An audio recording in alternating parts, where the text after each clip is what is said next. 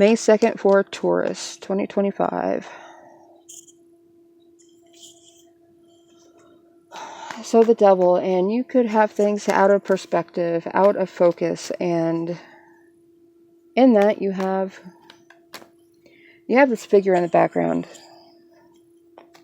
It was just a culmination of a lot of things, a lot of terrestrial things that almost seems to be balancing itself and everything around it out. However, whenever put in comparison to these two figures,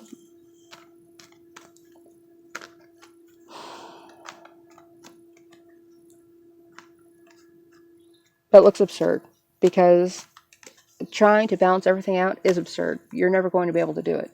Nothing is ever going to fit. It's not going to make any sense. And it could be your shadow self trying to convince you that, yes, it will.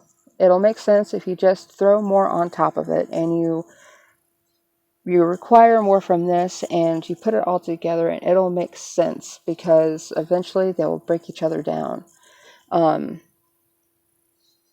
It could be because you're attached to some ideas that are not doing you any favors. And I am a fan of the shadow self. I am a fan of the demon and the angel on the shoulder, because really it's just a way for you to set your ideas apart and understand them on their own, so you, as the middle, as the intermediary, can call yourself on your own crap. And that may be what you're trying to do with this, but it's likely that you have yourself hardwired into a decision or onto a path that is just restricting you to keep making the same mistakes over and over again. It's almost as though this codependency is something that you have enacted so you have something to rely on. However, forcing something into this position where you can rely on it and you at the same time blame it for being there is, whether it's a part of you or whether it's a whole other person, it's not going to work. And